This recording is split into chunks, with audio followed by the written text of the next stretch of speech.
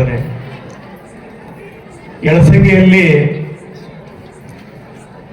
ನಾನೇನು ಇದು 3ನೇ 4ನೇ ಬಾರಿ ಕಾರ್ಯಕ್ರಮದಲ್ಲಿ ಭಾಗಿಯಾಗಿದ್ದೇನೆ ಅಪ್ಪವ್ರೆ.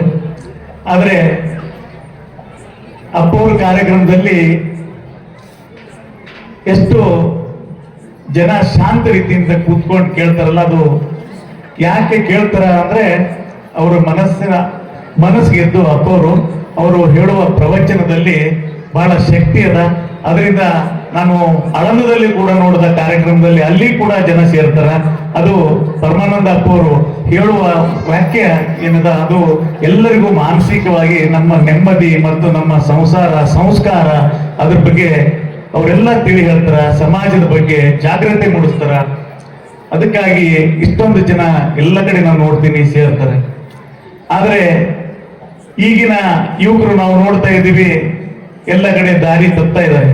ತಾಯಿ ತಂದೆ ಮಾತು ಕೂಡ ಕೇಳಲ್ಲ, ಆದ್ರೆ ಗುರುವಿನ ಬಳಿ ಬಂದ್ರೆ ಗುರುವಿನ ಮಾತು ಕೇಳ್ತಾರೆ.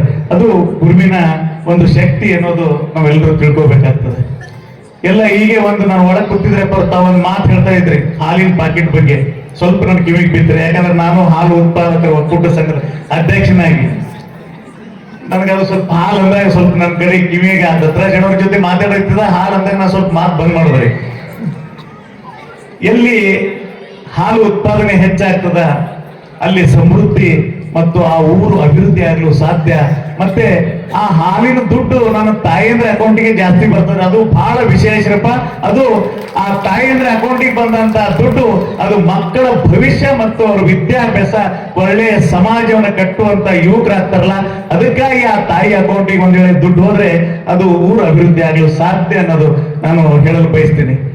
ಎಲ್ಲಿ ಈಗ ಬುಸ್ನೂರದಲ್ಲಿ 2,000 ಲೀಟರ್ ಹಾಲು ಉತ್ಪಾದನೆ ಅದರಪ್ಪ, ಆಳಂದ ತಾಲೂಕಿನ ಬುಸ್ನೂರದಲ್ಲಿ. ದೊಡ್ಡೋಳಾದರೂ ಕೂಡ 1,000 ಲೀಟರ್ ಹಾಲು ಉತ್ಪಾದನೆ ಅದ. ಎಳಸಂಗಿದಲ್ಲಿ ಈಗ ಸ್ಟಾರ್ಟ್ ಆಗಿ ಒಂದು 6 ತಿಂಗಳಾಗ್ಯದ. ಇಲ್ಲಿ ಕೂಡ ಹಾಲು ಉತ್ಪಾದನೆ ಆಗ್ಬೇಕು. ಯುವಕರು ಎಲ್ಲರೂ ತಾವೇನು ತಾವೆಲ್ಲರೂ ತಾಯಿಯಂದಿರು ಕಷ್ಟಪಟ್ಟು, ನಮ್ಮ ತಂದೆ ತಾಯಿ ಕಷ್ಟಪಟ್ಟು ಅವರೆಲ್ಲರೂ ಏನ್ ಮಾಡ್ತಾರೆ ಅಂದ್ರೆ, ನಾವು ಕಷ್ಟಪಟ್ಟಿವಿ, ನಮ್ಮ ಮಕ್ಕಳು ಕಷ್ಟಪಡೋದು ಬೇಡ, ನೀವು ಸಿಟಿಯಾಗಿರ್ರಿ ಅಂತ. ಹಿರಣ್ಣನವ್ರು ಇಲ್ಲಿ ಇದ್ರಿ, ಸಿಟಿಯ ಜೀವನ ನೆಮ್ಮದಿ ಜೀವನನೋ ಹಳ್ಳಿಯಲ್ಲಿ ಇದ್ದಂತ ಜೀವನ ನೆಮ್ಮದಿ ಅನ್ನೋದ್ರ ಬಗ್ಗೆ ನಾವು ಚಿಂತೆ ಮಾಡ್ಬೇಕಾಗಿದೆ. ಯಾಕಂದ್ರೆ ನಾವು ಸಿಟಿಯಾಗಿದ್ರೆ ಮನೆಯಾಗ ಅಡಿಗೆ ಮಾಡಿಲ್ಲ ಅಂದ್ರೆ ಇಮ್ಮಿಡಿಯೇಟ್ ಒಂದು ಫೋನ್ನಾಗ ಮೆಸೇಜ್ ಮಾಡಿದೆವು ಅಂದ್ರೆ ಊಟ ಮನೆಗೆ ಬರ್ತದ್ರಿಪ್ಪ. ಊಟ ಮನೆಗೆ ಜೊಮ್ಯಾಟೊ, ಇಮಿಡಿಯೇಟ್ ಊಟ ಮನೆಗೆ ಬರ್ತದೆ. ಆ ಜೊಮ್ಯಾಟೊ ತಿಂದು ನಾವು ಅಲ್ಲೇ ಕೂತು ನಮ್ಮ ಹೆಲ್ತ್ ಬಗ್ಗೆ ಎಷ್ಟು ನಾವು ನೋಡ್ತಾ ಇದ್ದೀವಿ, ಎಷ್ಟು ಪರಿಣಾಮಕಾರಿ ಆಗ್ತಾ ಇದೆ.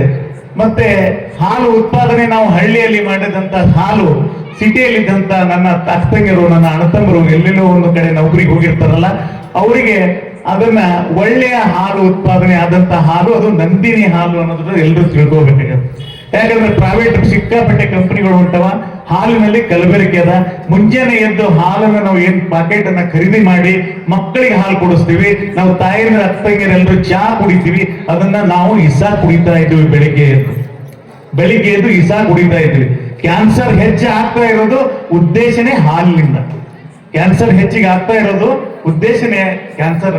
ಅದಕ್ಕಾಗಿ ತಾವೆಲ್ಲರೂ ತಾಯಂದ್ರು ತಮ್ಮ ಮನೆಯಲ್ಲಿ ಒಂದು ಹಸುವನ್ನ ಕಟ್ಟಿ ಮುಂಜಾನೆ ಎದ್ದ ಮೇಲೆ ತಮ್ಮ ಮಕ್ಕಳಿಗೆ ಒಳ್ಳೆಯ ಅವನ ಜೀವನದಲ್ಲಿ ಅವನ ಬುದ್ಧಿ ಮಂದೆ ಇದ್ದಂತ ಮತ್ತು ಶಕ್ತಿಶಾಲಿ ಆಗ್ಬೇಕಂದ್ರೆ ಅದು ಮನೆಯಲ್ಲಿದ್ದಂತ ಹಸುವಿನ ಹಾಲು ಕುಡಿಸಿದ್ರೆ ಮಾತ್ರ ಎಲ್ಲಕ್ಕಿಂತ ಜಾಸ್ತಿ ಪ್ರೋಟೀನ್ ಇರುವಂತ ಹಾಲಿನಲ್ಲಿ ಅನ್ನೋದನ್ನು ನಾವೆಲ್ಲರೂ ತಿಳ್ಕೋಬೇಕು.